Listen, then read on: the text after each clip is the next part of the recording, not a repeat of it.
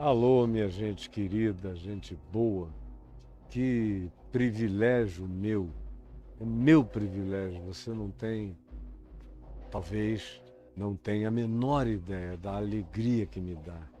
Essa é a força da minha vida, e não começou outro dia.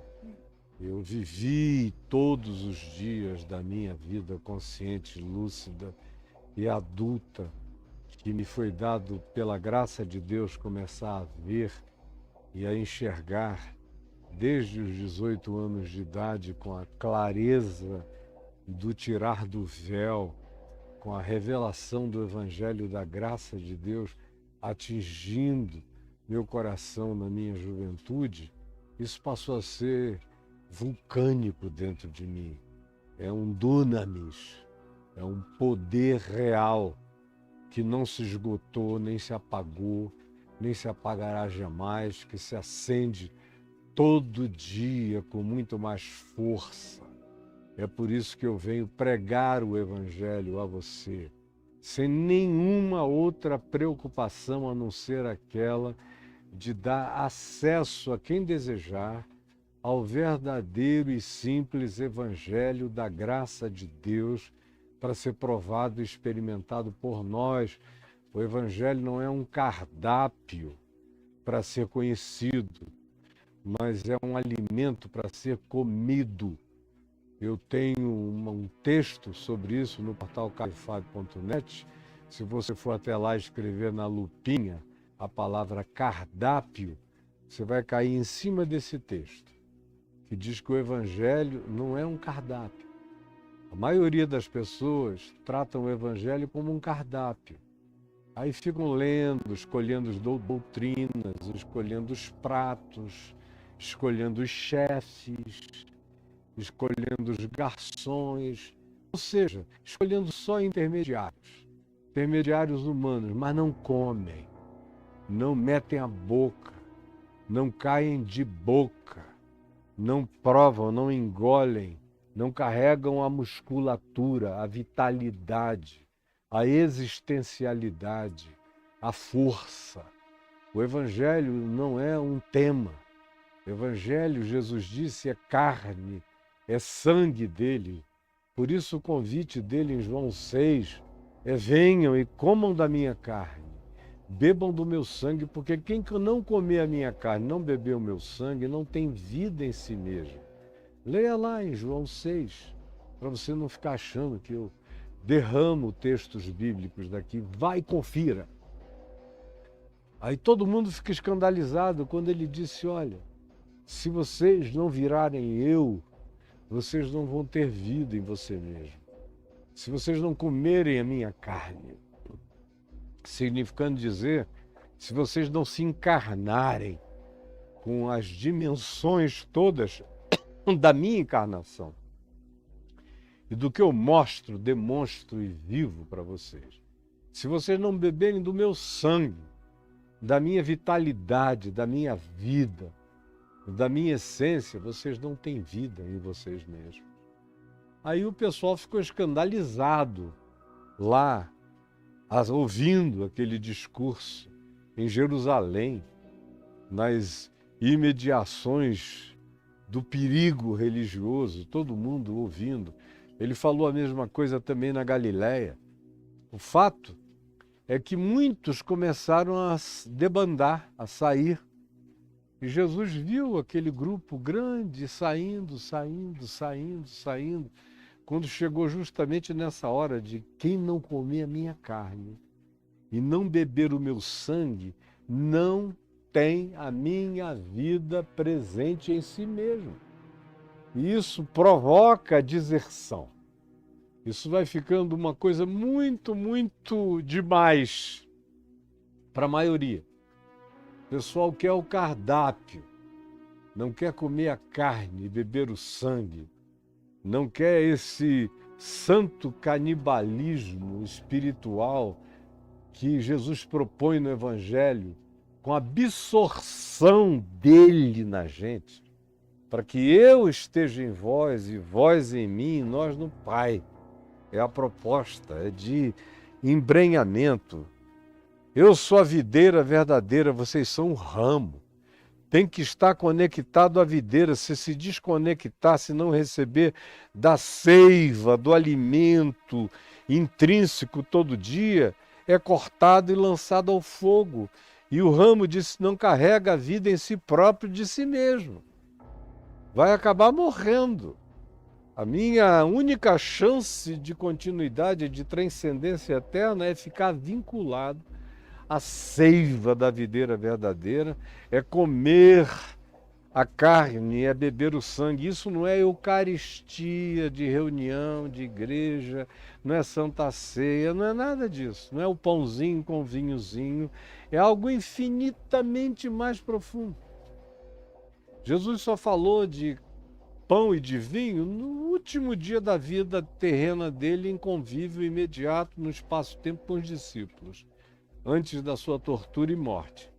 Antes disso, ele mandou foi comer a carne dele, beber o sangue dele, e o pessoal se assustou, começou a debandar.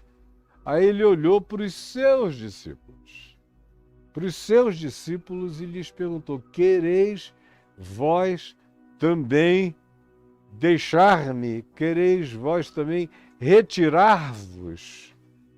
Aí Pedro disse, para quem iremos nós, Senhor? Só tu tens as palavras da vida eterna.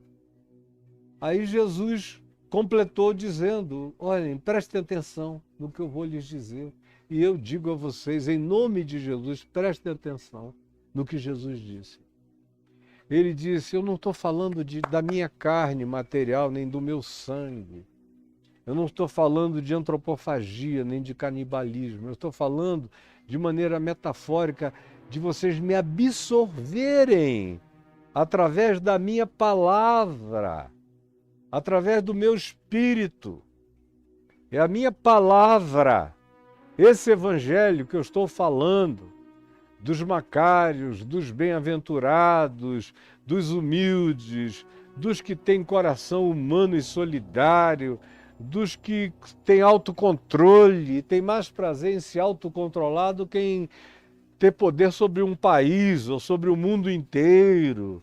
Eu estou falando da minha palavra, que é misericórdia, que é o ensino de viver com o desejo de melhorar a vida do próximo, o que é equivalente a ter fome e sede de justiça para todo mundo, para o mundo. É ser um pacificador, um pontífice de Deus e aguentar, ter caráter para suportar o contraditório. E enquanto isso, ter como bem-aventurado por causa do Evangelho e por causa de Jesus, sofrer todo tipo de rejeição, de injúria, de perseguição, ou de mentira, ou de mal que se destine, ou que se lance, ou que se tente projetar contra nós. Ao contrário, Jesus diz, regozijai-vos, exultem, ergam a cabeça, esse é o galardão. É construído assim, com esse tipo de caráter, atitude, pensamento, sentimento, modo de ser, de encarnação. Aí vocês ganham gosto, viram sal, viram sabor do mundo, viram preservação do que seja melhor na humanidade. E vocês viram luz do mundo, referência iluminadora que começa de vocês mesmos. Isso não é fruto de discursos. Isso é o resultado de vocês manifestarem fruto, porque é pelo fruto que nós somos conhecidos e é pelo fruto que qualquer árvore é de fato conhecida. E se a árvore não dá fruto, ela é só um arremedo da natureza dela. Ela é como aquela figueira no sopé de Jerusalém, que estava cheia de folhas, mas não dava fruto. Como Israel, que estava cheio de religião, mas não dava o fruto de misericórdia, de graça.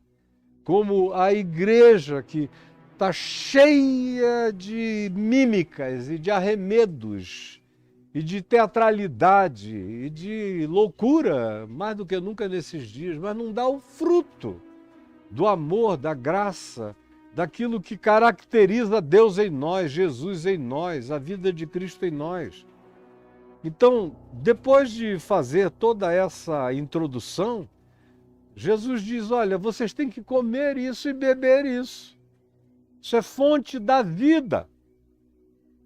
E a minha carne e o meu sangue são equivalentes à minha palavra. É a minha palavra. É a minha palavra que é espírito e que é vida. É isso que vocês têm que comer. Não pode ser um cardápio doutrinário, um cardápio dogmático. Tem que ser a vida de vocês, a essência toda.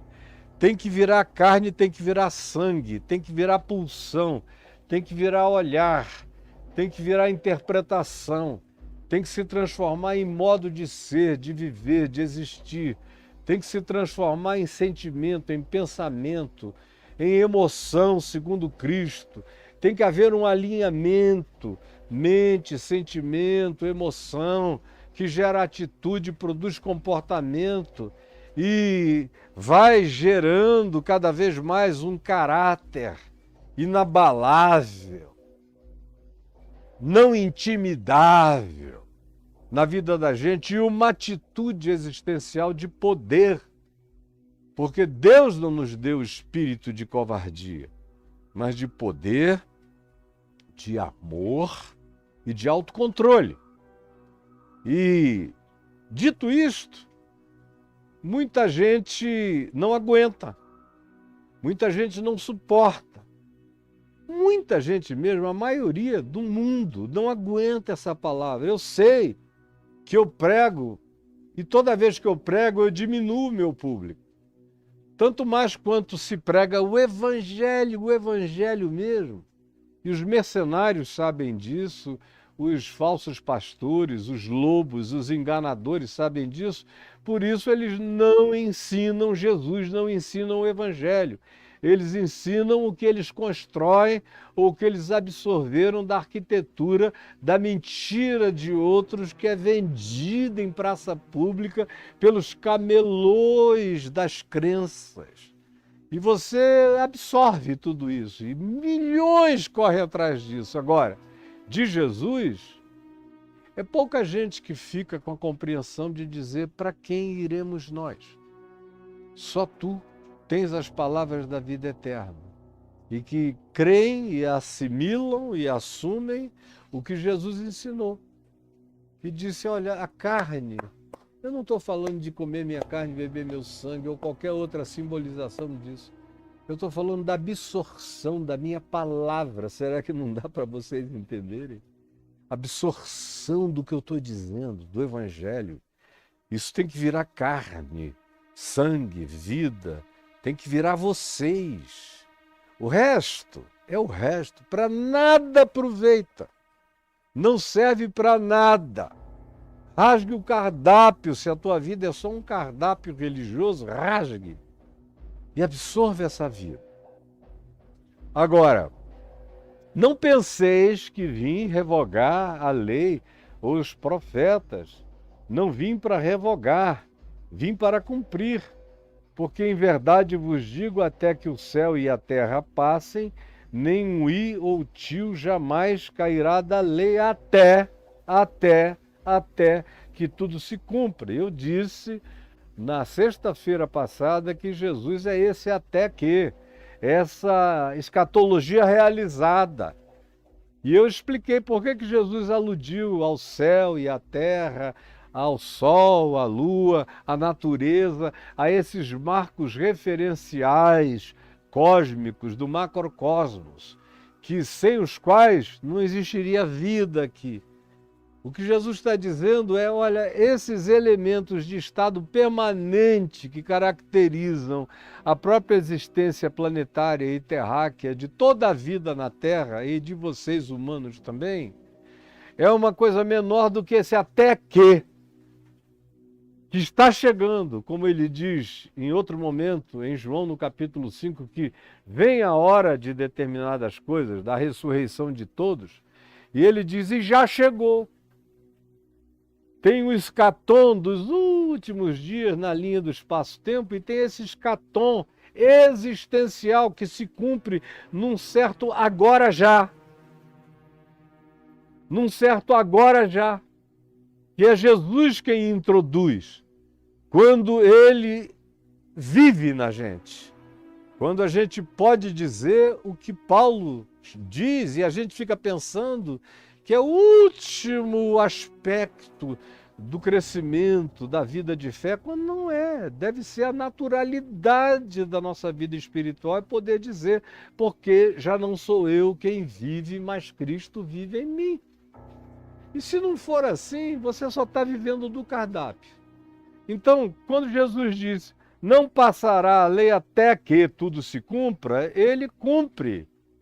Ele cumpriu, e eu demonstrei no texto na sexta-feira passada, com 1000 modos simples de enxergar para não haver complexificação que se torne desculpa para a ignorância deliberada de ninguém. De ninguém. Não dá para você não entender que essa lei passou na cruz. E você que não chegou hoje, caiu de paraquedas, não ouviu nada, mas já está cheio de elucubrações, razões e questionamentos, vá ouvir o que eu tenho dito e o que eu disse especialmente na sexta-feira passada, para você não ficar corado de vergonha na presença do Eterno, com as suas pseudo-argumentações do cardápio, da doutrinação. Você que não comeu a comida verdadeira do Evangelho até o dia de hoje, não provou dessa palavra da vida. Então, eu expliquei, que ensina o outro a transgredir, tendo consciência de alguma coisa, está cometendo um erro, não faça isso.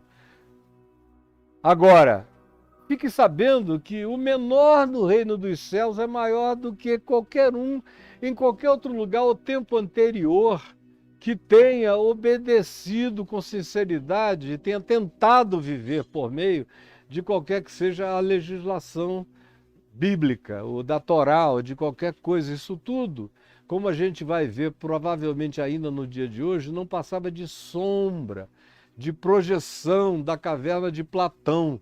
Para o lado de fora é a caverna de Moisés, é a caverna da lei, é só uma sombra. É uma expressão que você vai ver, se ler o Novo Testamento, sendo usada muitas vezes, é a expressão sombra. Essas coisas que nos foram ensinadas por Moisés, pela Torá, eram sombra para quem vivia na caverna. Você lembra do mito da caverna de Platão, eu aludi a ele na sexta-feira passada. A maioria de nós é cidadão da caverna de Platão. Enxerga só projeções. E Paulo diz que a lei não passava de projeção, de uma espécie de caverna de Moisés. Ela carregava o significado de que existia mais. Mas o que a gente enxerga aqui de dentro, e o mito da caverna de Platão fala de uma sociedade onde os humanos nasceram e cresceram e viveram e nunca saíram da caverna. Como é o caso da maioria de vocês, que vivem dentro da religião e nunca saíram da caverna da religião. Nunca. Podendo viver ao ar livre, vivem na caverna. Tem medo do ar livre. Tem medo do mundo, tem medo do universo, tem medo do pensamento, tem medo das interações, tem medo de tudo. Então só enxergam projeções, sombras e que desenham muito parcialmente aquilo que deveria vir, mas que em Cristo Jesus já veio. Em Cristo Jesus está aqui. E não há o que remendar, e qualquer tentativa de fazer acréscimo de acordo com Jesus ou de acordo com os apóstolos é loucura. Jesus mesmo, quando João Batista mandou os discípulos dele, João preso, mandou perguntar, escuta, tu és aquele que estávamos esperando, que deveria vir, ou devemos esperar outro? Jesus cumpriu profecias curando cegos, abrindo os olhos a surdos, botando gagos para falarem, mudos para falarem fluentemente, gagos escorreitamente, paralíticos para andarem, ressuscitou, curou, purificou leprosos e olhou para os discípulos de João e disse: Ide, e dizei a João Batista o que vocês viram. E disse: os cegos veem, citou Isaías, a profecia de Isaías. Aí mandou um recado para João, e bem-aventurado João, olha, para João Batista, não foi para você, cara. Foi para João Batista que ele mandou esse recado. E bem-aventurado, Macário, feliz espiritualmente, é aquele que não encontrar em mim motivo de tropeço. Como Paulo diz, não tire nada do Evangelho, não acrescente nada, ele está completo. O resto é ainda vício das sombras de quem nasceu e foi criado na caverna de Platão, que no nosso caso é a caverna das poucas luzes da projeção de Moisés. Por isso eu chamei esse tópico de um nó górdio entre Jesus e a lei de Moisés. E é o que a gente vai ver Jesus desatando esse nó que, de fato, semelhantemente a Alexandre o Grande, o mito lá da Galácia a respeito do nó górdio, Alexandre, depois de ver, de tentar achar uma solução lógica para desatar o nó, resolveu tirar da espada e cortar. É o que Jesus fez na cruz. Ele puxou da espada e cortou. Rasgou o véu do santuário de alto a baixo em duas partes. Abriu, acabou o mistério, desapocaliptizou a tragédia da nossa escuridão, fazendo o apocalipse da revelação, tirando o véu. Isso é o significado de apocalipse, é trazer a luz, botar a gente com a cara para fora. Por isso o evangelho é escatológico sempre, porque ele nos coloca para além do limite do espaço-tempo e da história, nos faz meter a cara e enxergar o mundo real do ponto de vista de Deus, a vida real e a vida eterna, que não é só uma esperança. Jesus disse que ela já habita em mim. Porque eu vos digo que se a vossa justiça não excederem muito a dos escribas e fariseus, da religião, vocês não vão entrar no reino de Deus. O que eu estou ensinando a vocês não é legislação, nem é moral, nem é etiqueta comportamental, é a absorção da minha vida. Comer minha carne, beber o meu sangue, é absorver a minha palavra, é transformá-la em gente, em vocês. Comer a minha carne e beber o meu sangue é absorver a minha palavra, que é espírito e vida, que é realidade que se transporta, existencializa, se fundamenta nessa realidade de que Deus está gerando Cristo em mim todo dia. Eu sou o útero de Deus no planeta Terra para que, como uma Maria, eu diga: eis-me aqui, Senhor, cumpra-se em mim segundo a tua vontade. Que a gestação de Deus aconteça em mim. Eu quero ser esse útero grávido pela tua palavra, pelo Evangelho, pela bem-aventurança dessa promessa que cresce todo dia, que saltita como vida em mim. É isso que tem que acontecer comigo e com você. Nós temos que nos tornar esses entes Marias, esses seres grávidos, onde Cristo vai sendo formado em nós. É isso que faz a nossa justiça ser natural, porque ela não é uma memória de o que eu estou devendo, que código é o que está faltando, meu Deus, e um repasse de legislações, não. Porque por legislação ninguém é salvo, ninguém transcende na direção da glória de Deus e da eternidade. Ninguém! A lei nos dá certeza apenas da nossa punibilidade, da nossa pecabilidade. Mesmo que você seja obediente a ela do lado de fora, ninguém escapa dela no coração. Somos todos transgressores dela. E se nós elegemos um aspecto, como eu disse sexta-feira passada, para ser aquilo do que a gente se jacta, olha, eu obedeço tudo, especialmente isso, ou a gente diz obedece tudo, mas eu só tenho um problema com esse aspectozinho aqui, onde eu tropeço. O que Paulo, por exemplo, diz é que se você se torna obediente de tudo, mas se conseguisse do lado de dentro ser obediente de quase tudo, mas não fosse de tudo, como jovem rico, você não entra no reino. Aquele jovem rico, do lado de fora, fazia tudo e se jactava disso. Está lá em Lucas 19, até que Jesus chega e manda ele olhar para dentro. Quando é que Jesus manda ele olhar para dentro? É quando Jesus disse, você do lado de fora já cumpre isso tudo? Os mandamentos, desde a sua mocidade, então vamos fazer isso uma verdade interior, profunda e real. Vende tudo que tu tens, dá-o aos pobres. Dá-o aos pobres, e tu terás um tesouro nos céus. E o homem triste foi embora. Porque o cardápio, brincar de cardápio, todo mundo quer.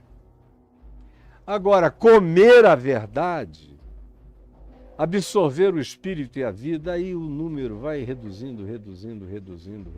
O pessoal tem pavor da realidade do Evangelho, da realidade de Jesus, como prática, como encarnação para a existência da gente. Pavor. E aí eu disse na sexta-feira passada que nós não tínhamos terminado na sexta-feira o que eu estava dizendo aqui para vocês. E eu quero continuar falando a respeito de Mateus 17, 5, do verso 17 ao verso 20, mencionando Paulo, que é um texto, a meu ver, que nos põe para além de qualquer dúvida, porque a essa altura tem muita gente que não acompanha, não vê a sequência de carreirinha, não aprende a lógica do entendimento do Evangelho.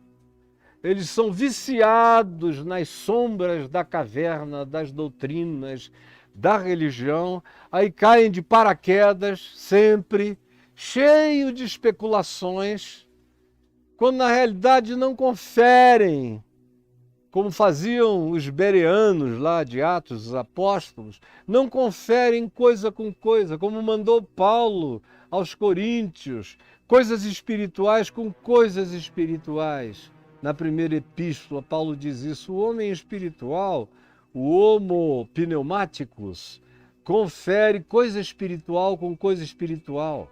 Não é letra com letra, porque a letra mata. Não é exegese com exegese, porque isso é só academicismo vazio. É o Espírito. As minhas palavras são Espírito e são vida. E aí, eu confiro coisas espirituais com coisas espirituais.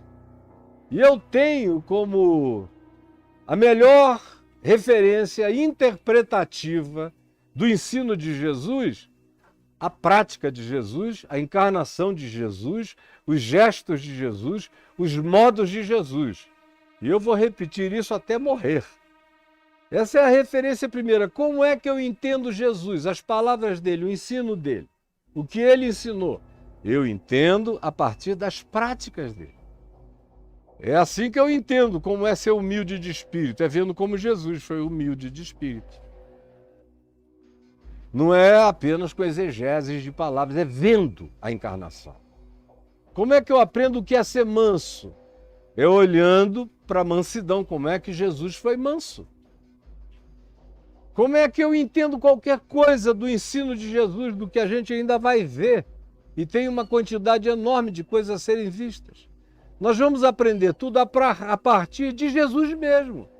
Porque se ele é a encarnação do Verbo, ele é a explicação encarnada do Verbo. Ele é a explicação comportamental do Verbo. Ele é a explicação racional do Verbo. Eu aprendo a palavra eterna de Deus vendo a encarnação dessa palavra em Cristo. E é isso que Jesus pede. Absorvam a mim, absorvam a minha palavra. Me encarnem. Porque as minhas palavras, vocês vão me encarnar pela absorção da minha palavra, pelo aprendizado do meu espírito, do meu significado de ser, do que eu ensinei, o que é o meu espírito. O meu espírito é o modo como eu trato as pessoas. É daí que vem a vida que eu estou propondo. Eu não proponho uma doutrina, eu proponho um modo de ser, de viver, de existir e de transcender. A segunda grande referência que eu tenho para essas interpretações é o apóstolo Paulo, que, a meu ver, estava a anos-luz, deu um salto quântico em relação a praticamente todos os demais apóstolos contemporâneos e que andaram com Jesus desde a Galileia. Chega Paulo e dá um salto quântico de percepção em relação a eles todos. Os outros estavam trabalhando com categorias, se usássemos a física como metáfora, categorias newtonianas, muito boas para explicar o macro-universo. Mas Jesus e o Evangelho nos chamam para uma interioridade que, do ponto de vista da física, tem a ver com os movimentos e as dinâmicas subatômicas, tem a ver com o coração, tem a ver com espírito e com verdade, tem a ver com aquilo que os olhos não veem e que não está disponibilizado para ser avaliado por nenhum julgamento exterior. Como Paulo mesmo diz, a mim não me entrego a nenhum julgamento de vocês. Não estou preocupado com o que julgam a meu respeito. Eu quero andar com uma boa consciência diante de Deus. É outra dimensão de vida, de existência, de atitude, de postura e de existencialidade. E aqui em Colossenses, no capítulo 2, do verso 1 em diante, Paulo diz algumas coisas, ele está se referindo o tempo todo ao que Jesus já fez. Até que tudo se cumpra. Paulo é o João Batista da posterioridade da ressurreição. Ele abre a cortina de uma visibilização e de um discernimento infinitamente mais profundo do que Pedro, do que Tiago, do que João, do que os demais apóstolos tinham tido até então. Muitos vieram dos apóstolos originais de Jesus a aprender com Paulo. O próprio Pedro diz isso, é o nosso irmão Paulo, diz coisas difíceis de entender, as quais os instáveis e aqueles que têm o coração já inclinado à negatividade reacionária deturpam para o próprio mal deles, para a própria perversão deles, que não estão entendendo que o homem saltou numa dimensão profundamente mais abissal no entendimento e no significado das coisas. É Pedro se referindo a Paulo.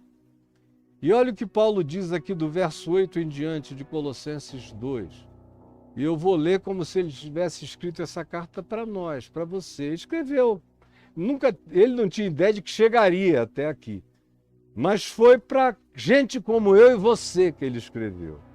Cuidado, que ninguém vos venha a enredar, a enganar, a tapear com sua filosofia, mera especulação, construção filosófica. Eu vejo cada um que chega aí na internet em nome de Jesus com asseverações ousadas, não sabem nada de nada. O cara diz, Deus me revelou. Ele não aprendeu nem aonde, como é a pedra de esquina. E está trazendo revelações e vocês embarcam em quase tudo. É uma vocação para mentira, que a maioria de nós humanos temos, que é uma coisa absurda. Cuidado, que ninguém vos engane com sua filosofia. Seja ela, e ele está aqui se referindo a cristãos em relação a cristãos, porque nos dias de Paulo já havia uma quantidade enorme de filosofias do Evangelho sendo desenvolvidas e ensinadas. Um monte de filosofias do Evangelho, que pareciam Evangelho, mas não eram Evangelho. Porque quem só vê o cardápio, mas não come a carne, a comida, não prova, não tem esse discernimento acurado. É por isso que são tão facilmente enredados por vãs filosofias, com as suas vãs sutilezas. O indivíduo que não é experimentado olha e pensa que é realidade, mas não passa de uma sombra, é sutil a diferença. Mas cuidado, porque essas coisas são ensinadas, Paulo diz, e olha como ele está falando de crentes para crentes, conforme a tradição dos homens, e não havia ninguém com tradições consideradas mais divinas do que os judeus dos dias de Paulo. E os cristãos judaizados, chamados de judaizantes, porque ao invés de evangelizar, eles queriam transformar as pessoas que eles encontravam em cristãos judeus e não em cristãos de Cristo, livres. Tradição dos homens. É o que mais vocês obedecem, é o que mais cria o nó górdio. São essas tradições que vão se perpetuando. O cara diz, mas eu aprendi assim, vou viver assim, vou morrer assim. Sempre Gabriela de Moisés, Gabriela de Calvino, Gabriela de Aquino, Gabriela do cristianismo, sempre. Não admitem a mutabilidade e a necessidade dessa regeneração. Aí Paulo prossegue e diz, dizendo, olha, isso é apenas conforme os rudimentos do mundo, conforme as lógicas mundanas é o que vocês aprendem as coisas. Como eu vejo algumas pessoas querendo assim partir para eu penso logo existo em relação a Jesus e nada podia ser mais furado. Aí eles criam pequenas elaborações, com pequenas conexões a partir de premissas totalmente falsas e apresentam uma conclusão que quem não conhece o fundamento é a premissa, come e bebe. E como nunca antes teve nada além do cardápio, nunca comeu a minha carne, nunca bebeu o meu sangue, como diria Jesus, não tem o espírito e a vida, portanto não sabe diferenciar. Porque não entendeu ainda que em Jesus tudo está consumado, é acabado, ele é o escatom de Deus entre nós. É a escatologia realizada, é esse até que tudo se cumpra, é ele, é a cruz, como eu falei, 1h20 na sexta-feira passada.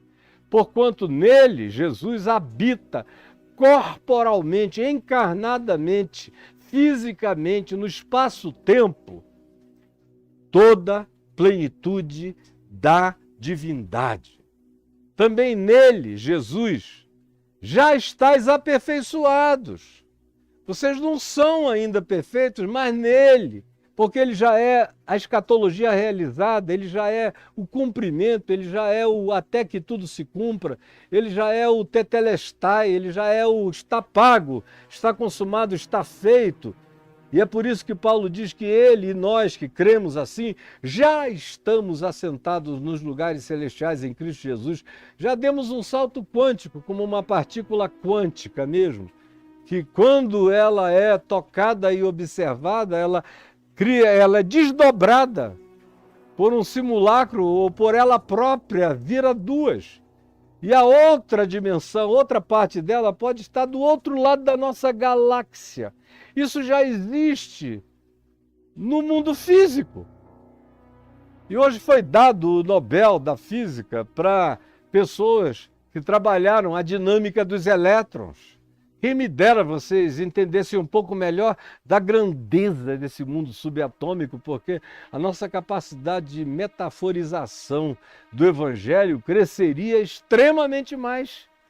Porque o Evangelho tem uma linguagem imensamente quântica.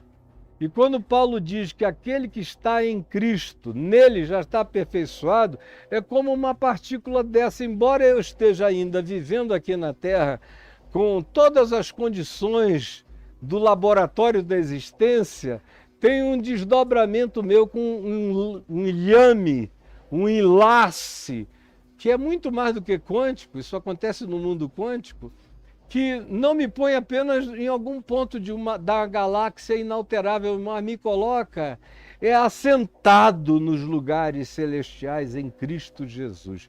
Quem tiver entendimento para entender, entenda.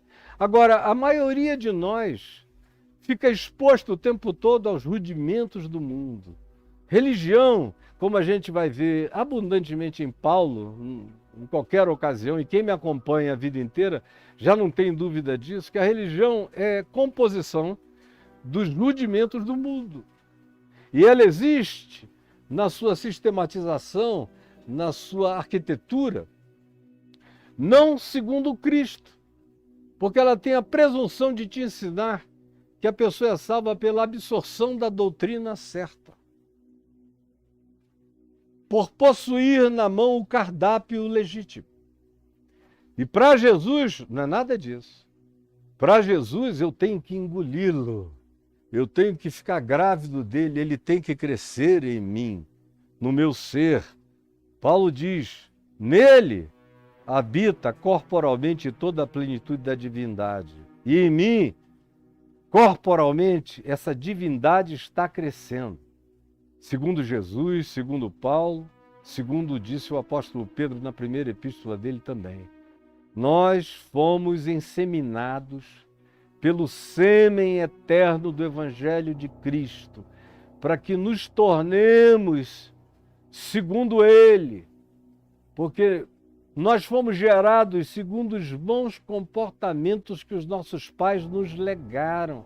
Mas agora em Cristo nós estamos sendo gerados segundo a divindade, para nos tornarmos gente divina, crescendo em divindade, nesse processo de cristificação diária, como Paulo disse aos Filipenses.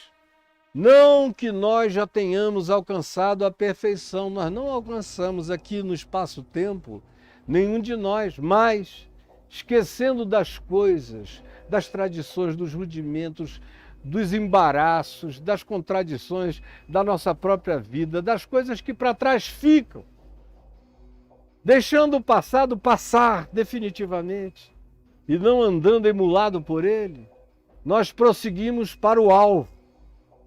Para o alvo, não é nem para o futuro, é para além do futuro, para o alvo. Para o prêmio da soberana vocação de Deus em Cristo Jesus, que é me tornar segundo Cristo. Agora, enquanto a gente está no caminho, andando no universo newtoniano aqui debaixo do sol, no espaço-tempo, fique sabendo que nós já transcendemos. E em Cristo e na ressurreição já estamos assentados como uma partícula quântica, com um vínculo, um lhame, uma conexão indissolúvel com Cristo, já estamos assentados nos lugares celestiais e aperfeiçoados nele. Por isso ele diz, também nele estáis aperfeiçoados, pelo amor de Deus. Você pode até não concordar com o que eu estou dizendo, mas concorde com o fato de que é isso que Paulo está falando. Você pode até dizer, não quero mais nada com Paulo. Tudo bem. Tanto quanto você pode dizer que não quer mais nada comigo. Tudo bem. Espero que não seja para o seu mal total. Mas que é isso que está dito? É isso que está dito. E chamem qualquer um, chamem o diabo para discutir comigo, qualquer um. Eles vão botar o rabo entre as pernas, eles não aguentam esse atropelo do caterpillar da verdade do Evangelho. Nele estáis aperfeiçoados, ou seja, a tudo já está cumprido. A lei, os profetas, vocês já estão aperfeiçoados. Se vocês estivessem ainda em Moisés, vocês não estariam aperfeiçoados jamais, Porque a lei não aperfeiçoa ninguém, ela só culpabiliza. Vocês estão aperfeiçoados na cruz, na graça. Em Jesus, que levou sobre si o pecado de nós todos. E como diz o profeta Isaías no capítulo 53, ele vê hoje o penoso trabalho da sua alma e fica satisfeito. Assim como o pai fica satisfeito ao olhar para Jesus e diz: eis o meu filho amado em quem eu tenho todo o meu prazer, ele olha para nós, olha para mim, quer olhar para você, para qualquer um de nós e dizer: eis aí o meu filho querido, o meu irmão amado, entre os quais eu sou o primogênito, em quem eu tenho todo o meu prazer. Por isso se diz que ele não se envergonha de nos chamar de irmãos. Nele estáis aperfeiçoados, ele é o cabeça de todo principado e potestade em qualquer dimensão e de qualquer natureza. Potestades e principados da luz ou das trevas. Para ele as trevas e a luz são a mesma coisa, ele está acima de tudo e de todos. E eu, assentado nele, também nele, posto sobre todo principado, potestade e poder. Nele, Paulo diz, também fostes circuncidados. Nele. E Jesus não circuncidou ninguém e nem mandou que ninguém fosse circuncidado. Não ensinou isso como necessário a coisa alguma. Isso é só uma tradição dos homens, dos judeus, de Abraão, dos hebreus, dos israelitas, dos semitas. Mas em Cristo, que é universal, que não é semítico, ele é um judeu segundo a carne, mas ele é absolutamente universal, transversal, transdimensional, trans tudo, e inter todas as coisas, e sobre todas as coisas. Pelo amor de Deus, será que não dá para entender? Então, nele também fostes circuncidados. Eu não tenho nenhuma dívida em relação a coisa alguma, a rudimento do mundo nenhum, a tradição humana nenhuma. Eu prefiro ser aquele ladrão a quem Jesus disse, o malfeitor a quem Jesus disse, hoje mesmo estarás comigo no paraíso, do que aqueles todos circuncidados em volta dele, que foram os que decretaram a sua cruz. E nele a lei morreu em Cristo. E nele a lei se cumpriu em Cristo. E em Cristo eu estou vivendo de maneira aperfeiçoada. Tudo está cumprido em meu favor, pago em meu favor. Não é possível que você não entenda. Ele é o cabeça de todo principado e potestade. Nele também fostes circuncidados, não por intermédio de mãos humanas, mas no despojamento do corpo da carne, da luxúria, do ódio, da raiva, da ira, dos sentimentos malignos, diabólicos, que abrem a porta para o diabo no coração. Todas aquelas emoções que a gente pretextualiza, dizendo: eu faço isso porque eu sou humano. Meu Deus, eu também sou humano e sei do que eu sou capaz como ser humano, do mal que eu sou capaz como ser humano. Totalmente consciente do poder e do potencial da minha queda. Eu não tenho dúvida nenhuma a meu respeito. Como eu também não tenho dúvida nenhuma sobre o potencial da minha santidade em Cristo. Potencial de viver segundo Cristo. Assim como eu sei como é viver segundo o primeiro Adão, segundo a morte e a corrupção, eu sei como é viver conforme o segundo Adão, segundo a vida e a incorruptibilidade. Eu sei. Se você não sabe é porque não quis, porque é possível saber. Porque também nele fostes já circuncidados, não por mãos humanas, mas no despojamento da vivência maligna, carnal, invejosa, odienta, feita de competitividades vorazes, de predatoriedade, de inimizades, de loucuras, de gritarias impositivas, de tratativas perversas em relação ao próximo. O despojamento do corpo da carne significa isso. Significa eu tirar de mim, eu me despojar, é uma decisão minha. Dizer isso aqui eu não quero para mim, eu me despojo voluntariamente disso. Essa é a circuncisão de Cristo. É o despojamento voluntário que eu pratico em relação a não viver mais segundo os rudimentos do mundo, nem segundo os rudimentos da lei, nem segundo a tradição dos homens, nem segundo nenhuma dessas coisas. Porque eu já estou em Cristo, eu já transcendi, já passei. João Batista. Eu já sou um desses filhos do reino dos céus, que Jesus disse, o menor deles é maior do que João Batista. Tendo sido sepultados, eu, você e quem queira, hoje, juntamente com Jesus, eu fui sepultado com Jesus. Eu morri com Jesus na cruz, como Paulo diz aos Gálatas, diz aos Romanos, diz para todo mundo. Eu morri com Cristo Jesus na cruz. Estou morto. Eu não devo mais nada a Moisés. Não devo mais nada nem aos céus, nem à terra. Cristo pagou o preço dos céus na terra e debaixo da terra.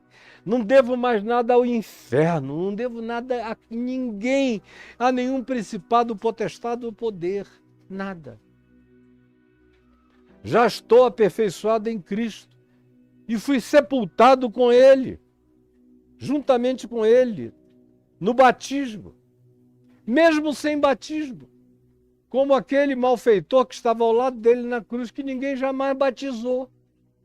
E não era uma questão, para Jesus isso não era um tópico, não fazia parte nem do cardápio da graça de Deus, segundo a cruz de Jesus. Na cruz, Jesus só quer que você contemple e veja nele a face de Deus, levando sobre si o pecado de nós todos.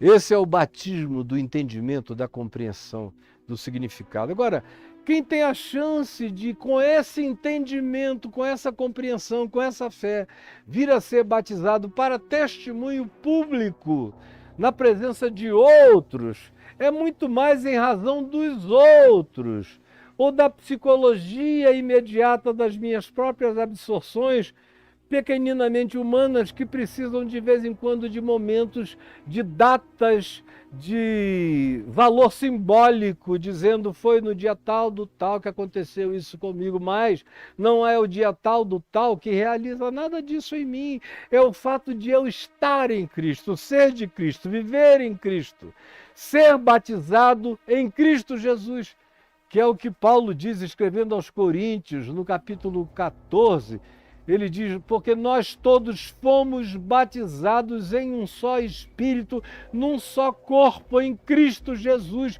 Todos nós estamos batizados nesse corpo, com água, sem água, com circuncisão, sem circuncisão, sem nada disso ou com isso tudo. Mas tem que estar em Cristo com essa consciência de fé. Aí ele prossegue dizendo, sepultado juntamente com ele, no batismo, no qual igualmente, olha, igualmente, essa é uma palavra que não pode ser desprezada, nesse contexto ela tem um poder extraordinário, no qual igualmente, semelhantemente a Jesus, esse igualmente significa conforme aconteceu com Cristo, é assim com vocês também, fomos sepultados com Ele. E esse é o nosso batismo, essa é a nossa fé, essa é a nossa identificação, esse é o nosso enlace quântico com Ele, com a morte e com a ressurreição. Igualmente fostes ressuscitados mediante a fé no poder de Deus que o ressuscitou de entre os mortos. A mesma fé, o mesmo poder, a mesma ressurreição. A mesma força para continuar, para viver. É por isso que vocês nunca encontraram nenhuma autovitimização, nem autopiedade, nem lenga-lenga de mim para com mim mesmo, nem desculpas pessoais, não viram nem verão. Porque eu sei quem eu sou em Cristo, sei para o que eu fui chamado.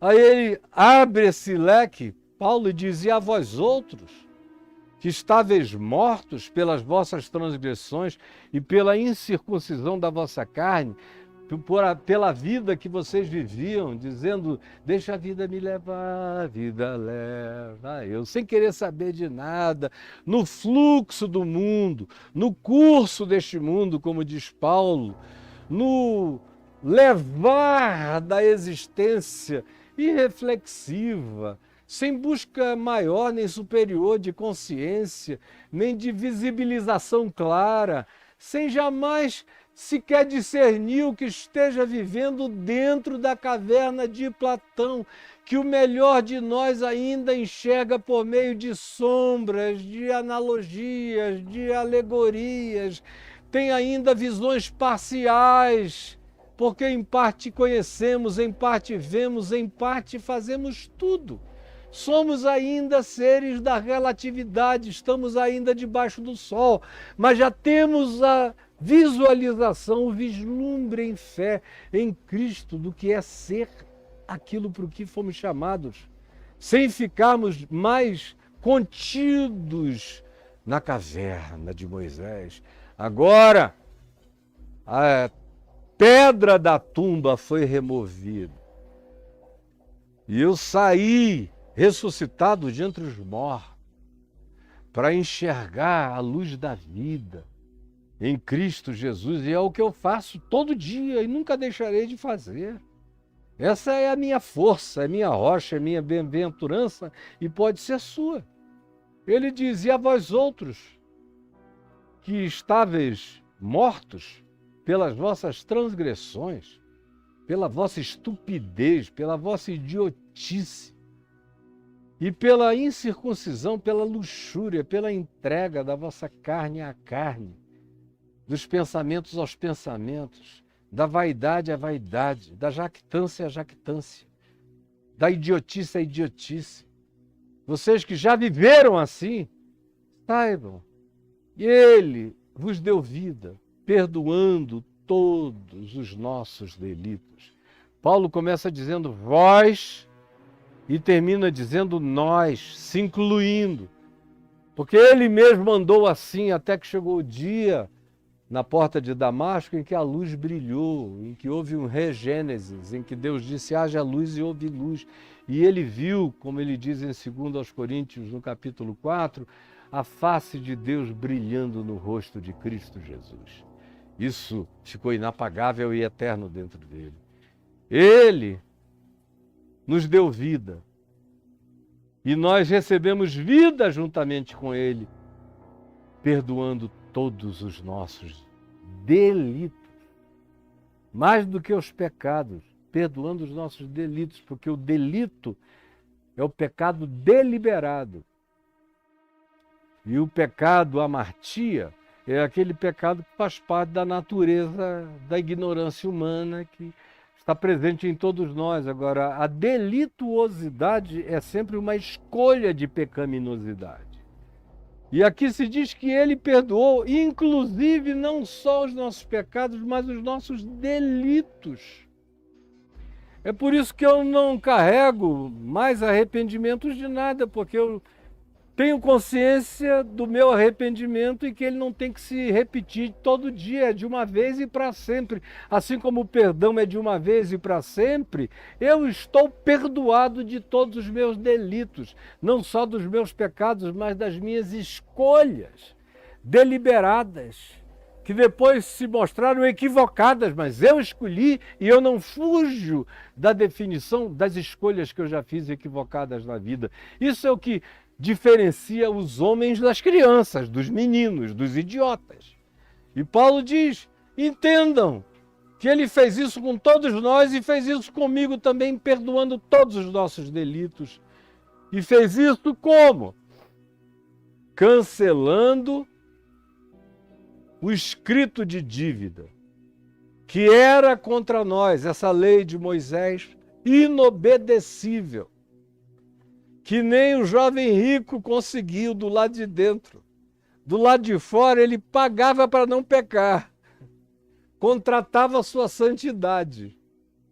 Mas do lado de dentro, ninguém sabia o quão apaixonado por todos os seus bens, por ele próprio. Ninguém conhecia o seu narcisismo de jovem rico e poderoso, e que se jactava da sua piedade exterior, e não passava disso. Muito falsificante aos sentidos, mas inescapável diante da verdade dos olhos daquele que tudo vê. Perdoando, cancelando o escrito de dívida. Ele estou perdoado, e agora Paulo informa, olha, você está perdoado de todos os seus delitos, de todas as suas transgressões, e fique sabendo que isso não volta, não tem mais volta, não é para voltar, não permita que isso tenha mais lugar, nem discussão, nem tematização, nem que faça parte do cardápio da sua existência de modo algum, porque isso está cancelado. Até que tudo se cumpra, já se cumpriu. Está cancelado o escrito de dívida, porque Jesus já cumpriu. Já passou o céu e a terra, já houve uma escatologia, um mundo novo eclodiu em Cristo. Dentro de mim já, pode eclodir dentro de você. Porque esse escrito de dívida é contra nós. E ele só consta de ordenanças inobedecíveis. Por isso Paulo diz, o qual nos era prejudicial, não ajuda ninguém. Ele só adoece e culpabiliza. Cristo, no entanto, na cruz, removeu inteiramente, é outra palavra, ele não deixou fragmentos de legislação para a gente buscar ser salvo por ela, ou como no grande equívoco de Calvino, dizendo que Deus em Cristo nos salva pela graça, mediante a fé, mas nos devolve à lei para que sejamos santificados. Não. Se ele nos salva pela graça, se é pela graça, não é pela lei. E qualquer devolução à lei significa que a graça de Deus não é absoluta.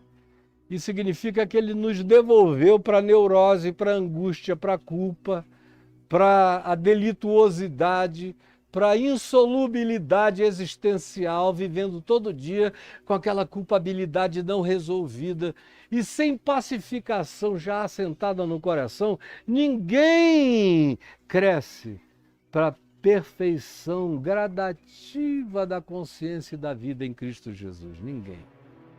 Por isso, ele removeu inteiramente tudo, não sobrou nada. Se sobrar, tem que ser arrancado, tirado. É metástase de Moisés em nós. Não pode, senão mata. Tem que ser tirado. E encravou na cruz. Aonde estão os mandamentos? Todos eles cumpridos. Não passou nem um i, nem um tio. Tudo foi cumprido na cruz. Tudo isso. Inteiramente encravado em Jesus, furado em Jesus, traspassado em Jesus, pois ele foi traspassado pelas nossas transgressões e foi moído pelas nossas iniquidades, como diz o profeta Isaías. E despojando, o resultado disso é que o diabo sabe disso, crê e treme. Resultado disso é que eu posso ser jogado numa conferência de OVNIs. E com a consciência que eu tenho, não tem extraterrestre de nenhuma dimensão, nem anjo, nem arcanjo, nem principado, nem potestade, nem qualquer outra criatura de qualquer dimensionalidade que tenha o poder de me separar de Deus em Cristo Jesus. Ninguém! Ninguém! Isso é poder. Isso é poder. Essa é a força do Evangelho em mim, em ti. E assim, quando a gente crê e compreende que nós estamos livres, o diabo perdeu o poder sobre mim. Ele perdeu o poder sobre mim, ele foi despojado.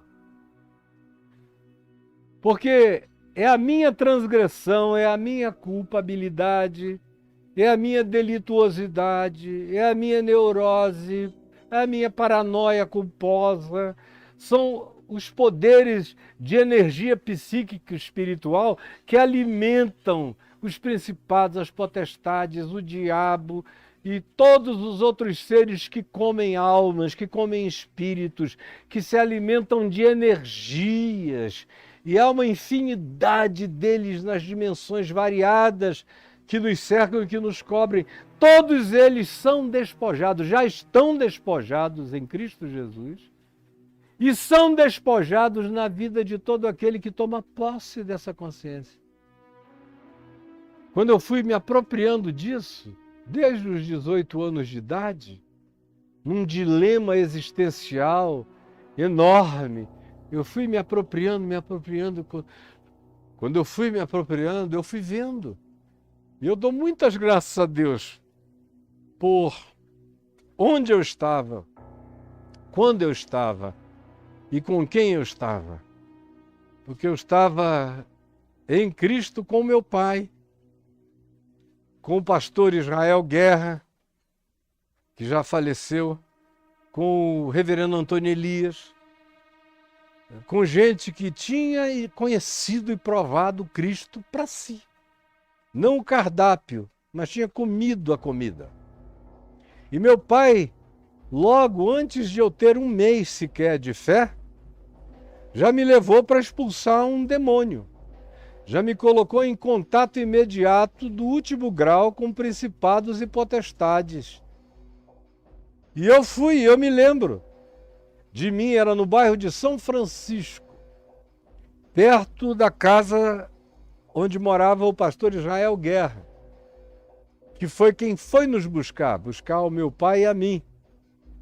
E meu pai disse: eu quero que você veja o poder de Jesus sobre principados, potestades e todo tipo de espíritos. Aí lá fui eu. E eu fui na frente deles, meu pai no carro com o pastor Israel e eu na minha moto, era uma Yamaha, um motocross. Andei na frente deles, quando eu vi onde era a casa, eu parei a minha moto e eles ainda demoraram alguns minutos para chegarem ao lugar, e mais ainda porque era um barranco, sem descida, sem escada, era barro puro, meio liso, e meu pai andava de muletas. Então o pastor Israel, e se eu não me engano, não sei, posso estar enganado, o pastor Ageu, que andava muito com a gente naquele tempo, alguns ajudaram meu pai a descer mais lentamente até chegar na casa, mas eu dei 2 saltos e estava lá dentro da casa. E entrei assim. Quando eu vi, tinha uma menina cabocla, amazonense, grande, larga, forte, com cabelo bem desgrenhado, todo empinado. E quem conhece bem um caboclo, eu não preciso fazer melhor e mais detalhada descrição.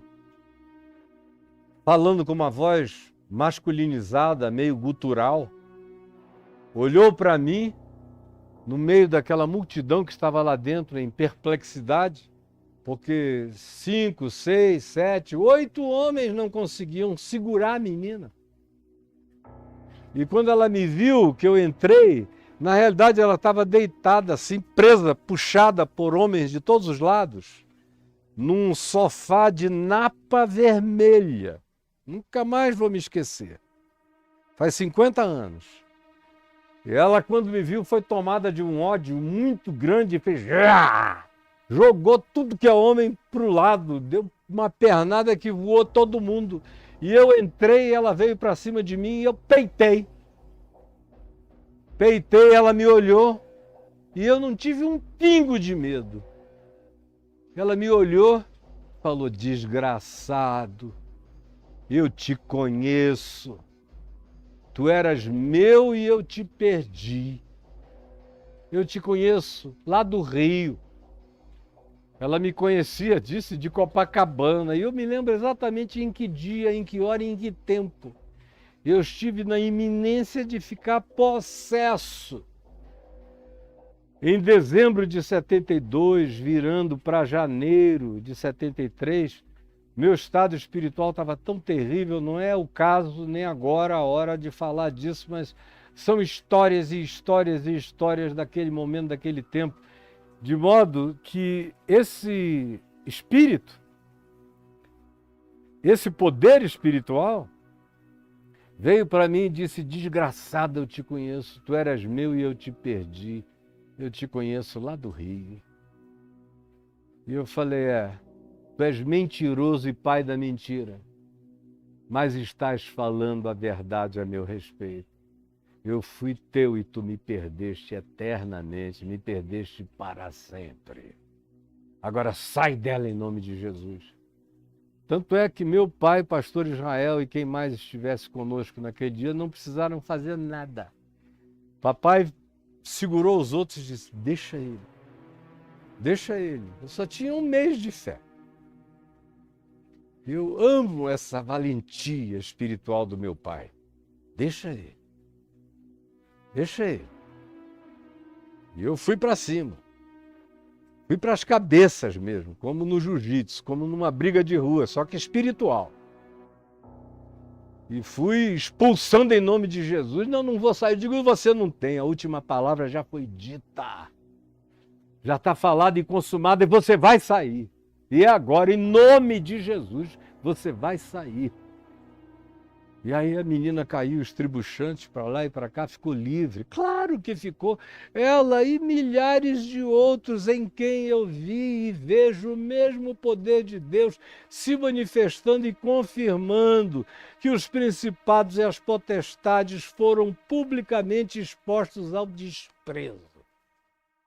Ao desprezo é algo que eu não levo em consideração.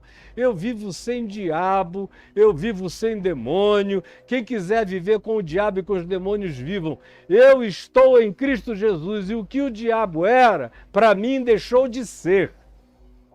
E ele só tem lugar na minha vida se eu abrir portas e fizer convite. Do contrário, ele está despojado, envergonhado e anulado na minha existência. Porque Jesus em meu nome, e eu em nome de Jesus, ele triunfou sobre eles na cruz, e em nome de Jesus eu triunfo sobre eles, por causa da cruz. Ninguém, pois, vos julgue, por causa de legislações, de mandamentos mosaicos, não coma isso, não beba aquilo, por causa de sábado, de dia de festa, de cerimônias, de qualquer coisa, de nenhuma obrigação, de nenhuma cerimonialismo ou formalizações, porque tudo isso é a caverna de Platão. É sombra das coisas que haviam de vir, porém Cristo é a realidade. Porém, nós já saímos da caverna, já saímos da gruta. Nós estamos no corpo de Cristo. Então, que ninguém se faça árbitro, diz Paulo, contra vocês. Tem muita gente que cede, que vive como um zumbi no nó górdio amarrado entre Moisés e um quase evangelho de Jesus, que quando é quase evangelho, não realiza a plenitude de Cristo em nós. Tem que ser o evangelho de Cristo. Tem que ser a carne e o sangue para realizarem o benefício do evangelho em nós, para se tornarem espírito e vida de Cristo em nós. Então, ninguém se faça árbitro contra vós outros. Por isso todo mundo me julga e vocês me veem super preocupado, né? Nem mesmo aqueles que chegam em nome de uma pretextualizando humildade. Ou uma coisa perigosíssima que nesses dias voltou, mas voltou de vez, que é o culto aos anjos. Sobre o que eu vou falar bastante num curso que eu vou oferecer no Caio Fábio Exclusivo. Você vai encontrar todas as informações no caiofabioexclusivo.com.br. Ontem mesmo eu conversei aqui com a Dailton, que é quem cuida do Caio Fábio Exclusivo, sobre o fato de que eu não aguento mais, eu preciso começar esse curso. A área 51 do Evangelho. Engenharia reversa dos OVNIs aos principados e potestades. para ajudar as pessoas a terem discernimento e não praticarem o que agora já tem gente praticando para todo lado, porque esses OVNIs fazem parte do mundo dos principados, das potestades, das outras dimensões, interdimensões, outras realidades. Eu venho falando sobre isso há décadas. Não é nada novo para quem me segue, para quem me acompanha. A Bíblia é um livro carregado de anjos, arcanjos, principados, potestades, até OVNIs. Está cheio aqui. É que era outro nome, era uma outra semântica, era uma outra designação. Mas Paulo aqui usa a terminologia dos dias dele e diz, cuidado, que ninguém venha dizendo, não, foram os anjos que me falaram. Ou foram criaturas interdimensionais, porque a linguagem está mudando. Mas o culto aos anjos está cada dia mais forte e crescente entre nós, baseando-se em visões, enfatuado, sem motivo algum na sua mente carnal, criando, inventando, desenvolvendo mensagens alegadamente vindas de percepções extra-bíblicas, extra-evangelho, extra-Cristo. Por mais que eles venham carregados de pseudo-sobrenaturalidade, ou paranormalidade, ou qualquer outra coisa, se não for segundo Cristo, Paulo diz, fuja dessa. Não se ponha sob o arbítrio, sob o juízo de ninguém, com base em nada. Você está livre, não tem mais nenhum poder depois da cruz contra você.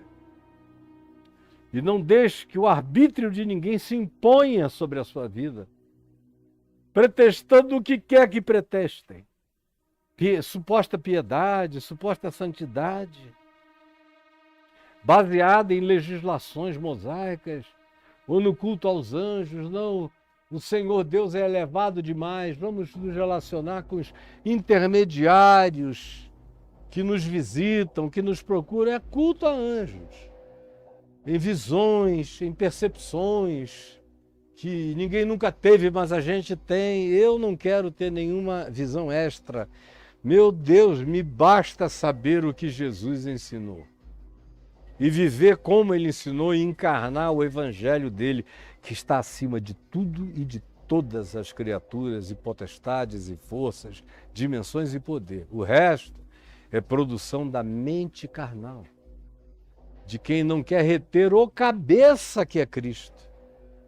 O cabeça que é Cristo. O cara quer ser o cabeça da mulher dele, dos filhos dele, da igreja dele, mas não retém a cabeça.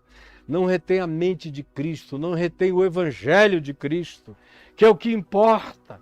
Mas antes prefere seguir os rudimentos do mundo, não retendo a cabeça, da qual todo o corpo, do qual eu sou membro e extensão, suprido e vinculado com os lhames, com os enlaçamentos espirituais, vinculado a todas as dimensões. Eu estou vinculado a principados e potestades celestiais, estou vinculado à Assembleia dos Primogênitos nos céus, estou vinculado à grande nuvem de testemunhas eternas em todo o multiverso. Eu tenho testemunho da minha consciência em todas as dimensões.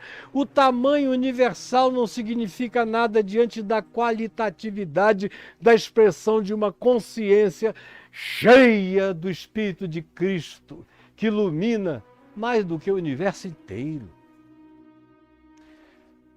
Portanto, se submetam ao cabeça, a Cristo, ao Evangelho e a ninguém mais. A Moisés nenhum, a ninguém mais, a Cristo. Nele está toda a plenitude da divindade. Tudo que vocês precisam está nele. Vinculem-se a Ele. Se morrestes com Cristo, para os rudimentos do mundo, porque se eu estou em Cristo, essas coisas têm que ter morrido para mim, porque como se vivêssemos no mundo, vos sujeitais a ordenanças. Vocês são uma negação em pessoa. Ou Cristo é, ou então vocês não são. E para ser de Cristo, tudo quanto aquilo pelo que Jesus morreu, em Cristo morreu, tem que morrer para vocês também.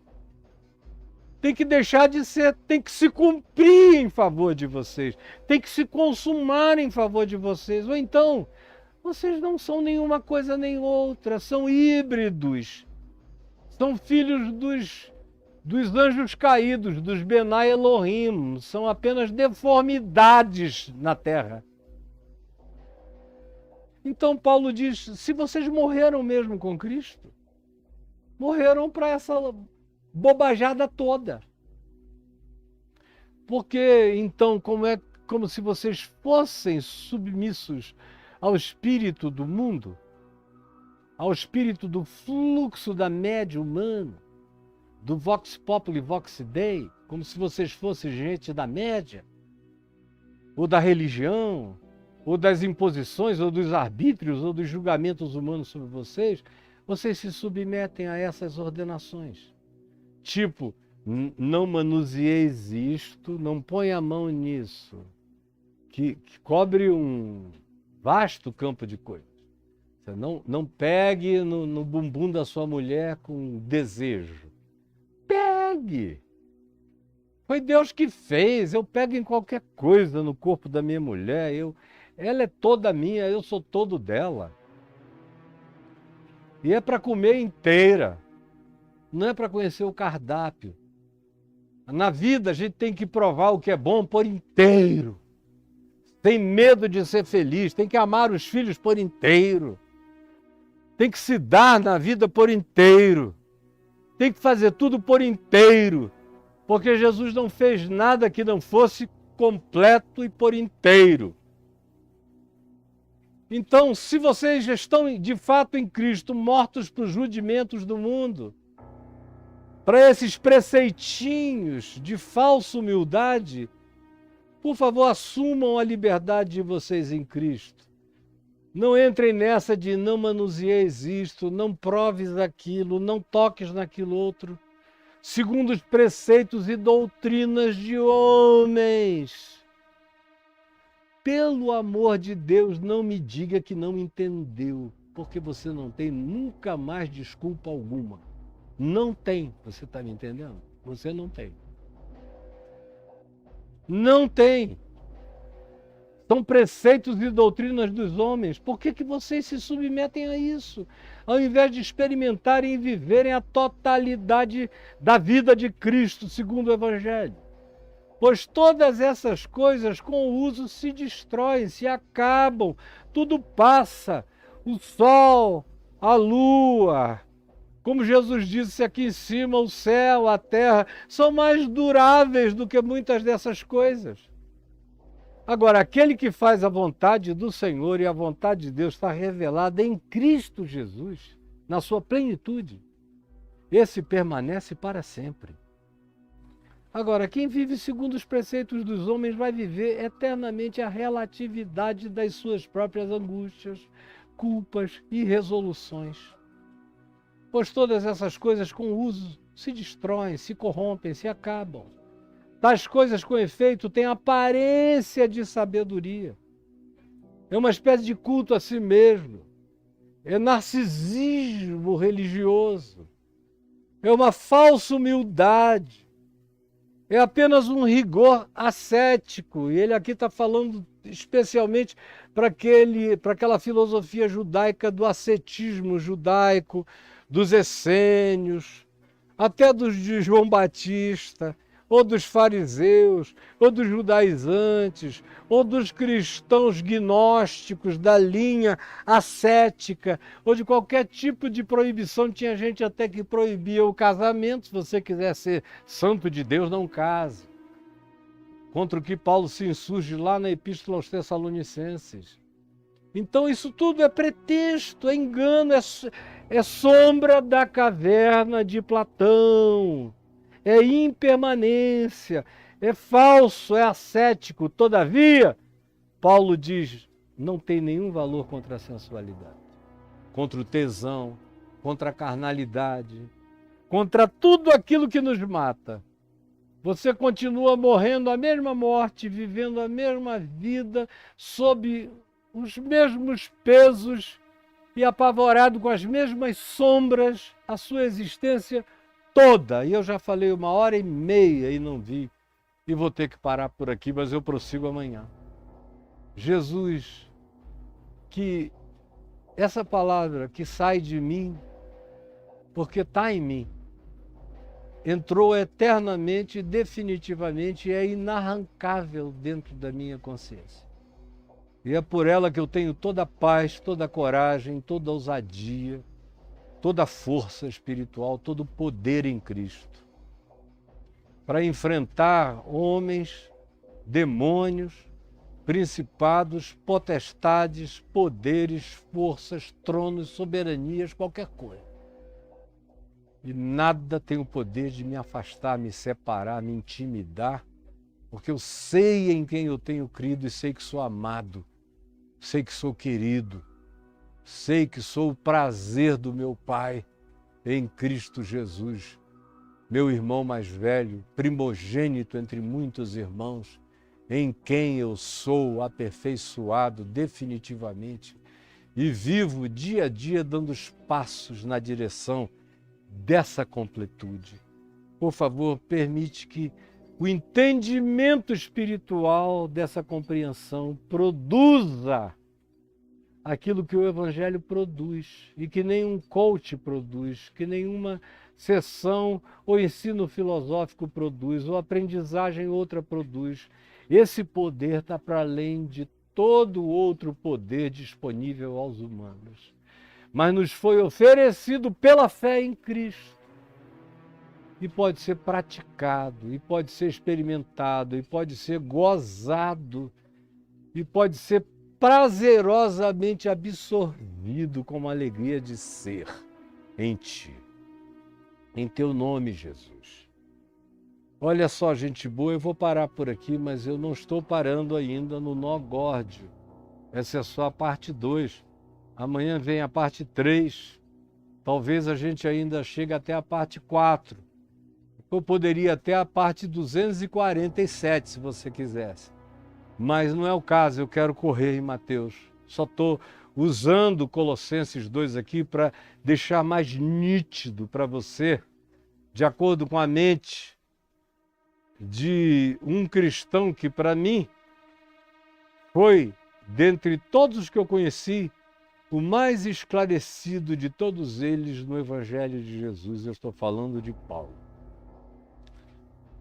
Esse era o olhar dessa geração que provou Jesus de uma maneira diferente da que a maioria prova.